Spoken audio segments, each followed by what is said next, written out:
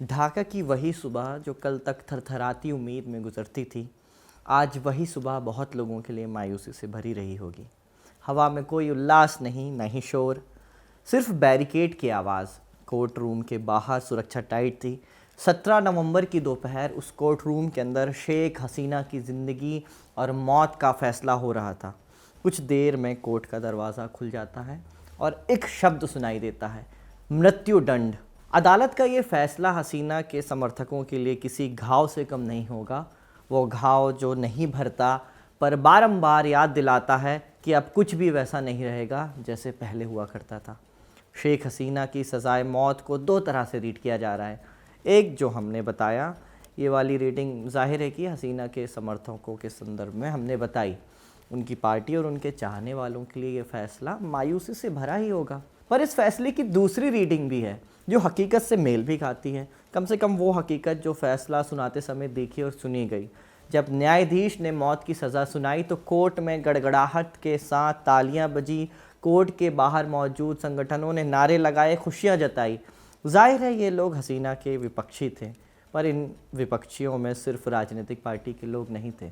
हसीना की सज़ा के ऐलान पर उन लोगों ने भी खुशियां मनाई जिन्होंने पिछले साल हुए प्रदर्शनों में अपनों को खोया है। 5 अगस्त 2024 को शेख हसीना के बांग्लादेश से भागने के पहले कम से कम 1400 लोगों की प्रदर्शनों में मौत हुई थी। बांग्लादेश में उन्हें हत्या कहा जाता है। शेख हसीना पर आरोप था कि उनके आदेश पर ही लोगों को मारा गया है।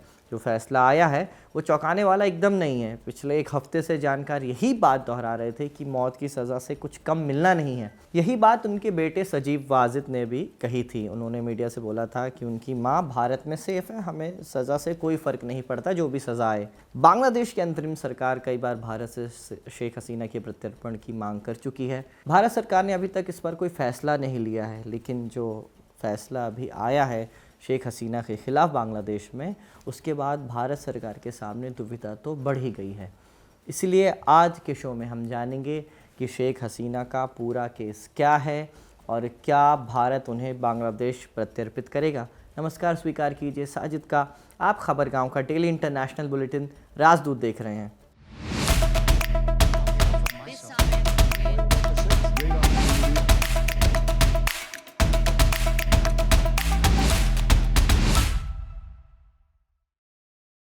एक किस्से से शुरुआत करते हैं। 11 दिसंबर 2008 को शेख हसीना की पार्टी अवामी लीग ने अपना चुनावी मैनिफेस्टो जारी किया।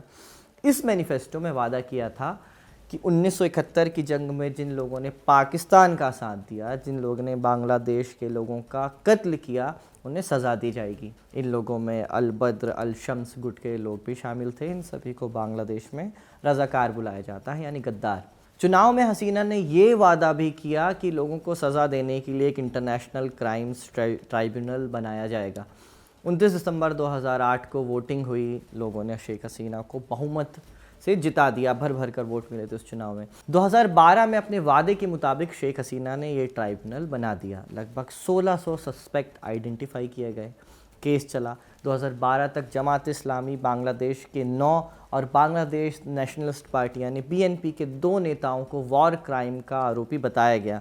फिर 2013 में जमात के नेता को पहली बार फांसी दी गई। इसके बाद भी दूसरे केस चलते रहे। कुल 95 लोगों को इस ट्राइब्यूनल के ज़रिए दोषी बताया गया। 55 को मौत की सज़ा सुनाई गई और 6 को फांसी पर लटकाया गया। इनमें से 5 जमात के नेता थे और एक बीएनपी यानी बांग्लादेश नेशनलिस्ट पार्टी के एक नेता थे। लेकिन बात सिर्फ 1971 के वॉर क्राइम्स के बदले या न्याय की नहीं थी। कई अंतर्राष्ट्रीय संगठनों ने शेख हसीना पर आरोप लगाया कि वो ट्राइब्यूनल का गलत इस्तेमाल कर रही हैं और ये सब राजनीति से प्रेरित है। शेख हसीना जानबूझकर लोगों को टारगेट कर रही है। ह्यूमन राइट्स वॉच जैसे संगठनों की आपत्तियां यूरोप और अमेरिका तक भी पहुंची थी। वहाँ भी शेख हसीना की आलोचना की गई, लेकिन हसीना को इससे कोई फ़र्क नहीं पड़ा। 2008 वाले चुनाव में हसीना दूसरी बार जीती थी।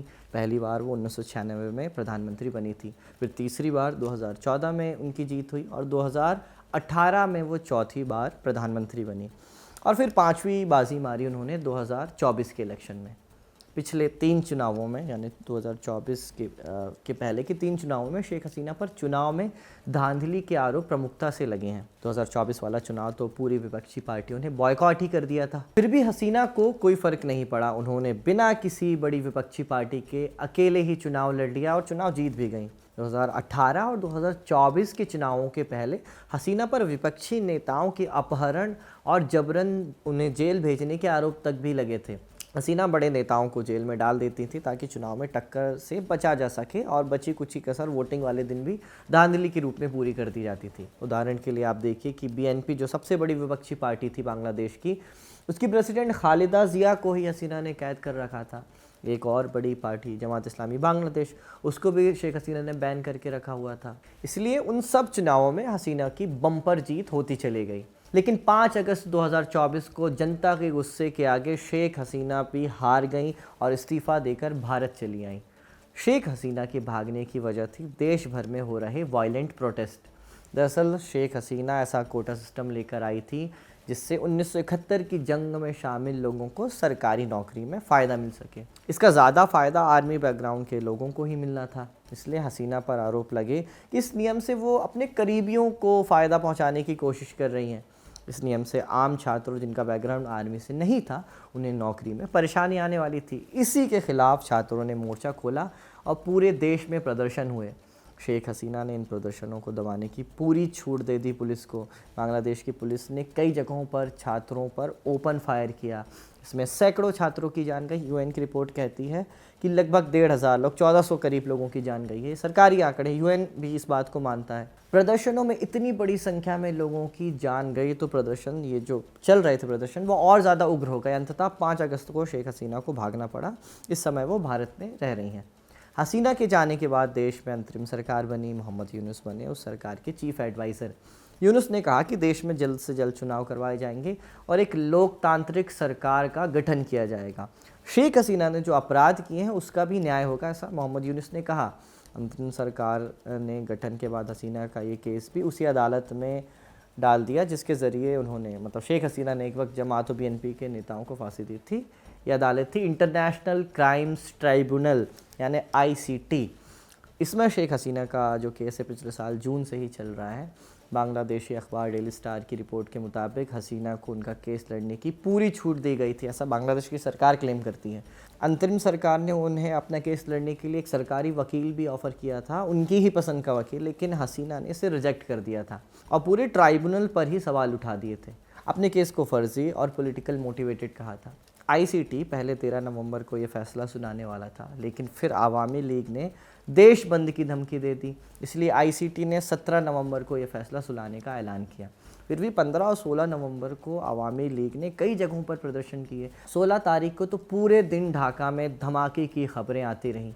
कई जगहों पर बसों और सरकारी दफ्तर को भी आग लगाई गई। एक ट्रेन के डब्बे को भी आग के हवाले कर दिया गया और साथ साथ एक ग्रामीण बैंक में भी आग लगाई गई। ग्रामीण बैंक में आग की बात को इसलिए भी हाईलाइट किया जाना ज़रूरी है क्योंकि मोहम्मद यूनुस ने ही इन बैंक्स की शुरुआत की थी बांग्लादेश में। यानी एक तरह का सिंबॉलिक प्रदर्शन भी, विरोध भी आवामी लीग कर रही थी इस फैसले के पहले। लेकिन इन धमकियों, हिंसा के बावजूद 17 तारीख को फाइनली फैसला आया जिसमें शेख हसीना को क्राइम्स अगेंस्ट ह्यूमैनिटी का आरोपी माना गया है, यानी मानवता के खिलाफ अपराध। 5 बड़े आरोप शेख हसीना पर लगाए गए हैं, जैसे हत्या और टॉर्चर करवाना, पुलिस को सीधे गोली चलाने के आदेश देना, 6 लोगों की हत्या के अलग से आरोप उन पर इस केस में ही शामिल हैं जो अलग से उनकी हत्या हुई हैं। और इन आरोपों में ये भी शामिल किया गया है कि शेख हसीना ने ऐसे भड़काऊ भाषण दिए हैं जिनकी वजह से पूरे देश में ये हिंसा भड़की थी। अगर आपने इस विवाद को बहुत करीब से फॉलो किया है तो आप जानते होंगे कि शेख हसीना के रज़ाकार वाले बयान के बाद ही पूरा बांग्लादेश जल उठा था। 3 अगस्त को इंडियन एक्सप्रेस में राम माधव ने लिखा था कि शेख हसीना ने जब रज़ाकार वाला बयान दिया तो उन्होंने न सिर्फ स्कूल और यूनिवर्सिटी के बच्चों से पंगा लिया था बल्कि उनके बयान ने मदरसों के बच्चों को भी इस प्रोटेस्ट में शामिल कर लिया था। बांग्लादेश में मदरसे में पढ़ने वाले बच्चों की संख्या 30 लाख के आसपास बताई जाती है। जब इतनी बड़ी तादाद में छात्रों को एक तो रज़ाकार बोला जाएगा और जब ये लोग शामिल होंगे आंदोलन में तो उसका राजनीतिक असर तो दिखना ही था। वो कैसे? क्योंकि जमात का बांग्लादेश के मदरसों में अच्छा खासा प्रभाव है। जमात ने ये मौका भुनाया। जमात का स्टूडेंट विंग इस्लामी छात्र शिविर वो तो पहले से ही बांग्लादेश की यूनिवर्सिटी में एक्टिव था और शेख हसीना के इस रज़ाकार वाले बयान के बाद अब वो भी आंदोलन में एक्टिव हो गया, सक्रिय हो गया। इसी के बाद जन आंदोलन ने पेस पकड़ा और फिर सरकार की तरफ से हिंसा हुई, जिसमें 1,500 से लगभग 1,500 लोग मारे गए और 17 नवंबर को जस्टिस मोहम्मद गुलाम मुर्तजा जमूदार की अध्यक्षता वाले 3 सदस्यीय बेंच ने हसीना को मौत की सज़ा सुना दी। शेख हसीना के अलावा पूर्व गृह मंत्री असदुज़्ज़मा खान कमाल को भी मौत की सज़ा सुनाई गई है। पूर्व आईजी पुलिस अब्दुल्ला अल मनून ने भी अपना गुनाह कबूल कर लिया था और सरकार के खिलाफ गवाही दी थी, तो इसलिए उनकी जो सज़ा है वो कम कर दी गई और 5 बरस की उन्हें जेल की सज़ा सुनाई गई है। असदुज़्ज़मा जो देश के गृह मंत्री थे शेख हसीना के वक्त, वो भी देश से उस वक्त भाग गए थे 5 अगस्त का, जब ये पूरा विवाद हुआ था। सरकार का कहना है कि कोई इमिग्रेशन रिकॉर्ड तो मिला नहीं था उस वक्त उनके भागने का, लेकिन कुछ बंगाली मीडिया हाउसेस ने दावा किया कि वो कलकत्ता में देखे गए थे। वहीं शेख हसीना भारत रह रही हैं, ये बात सभी को पता है। बांग्लादेश की अंतरिम सरकार कई बार भारत से उनके प्रत्यर्पण की मांग कर चुकी है। इस पर भारत सरकार ने अब तक कोई आधिकारिक जवाब नहीं दिया है।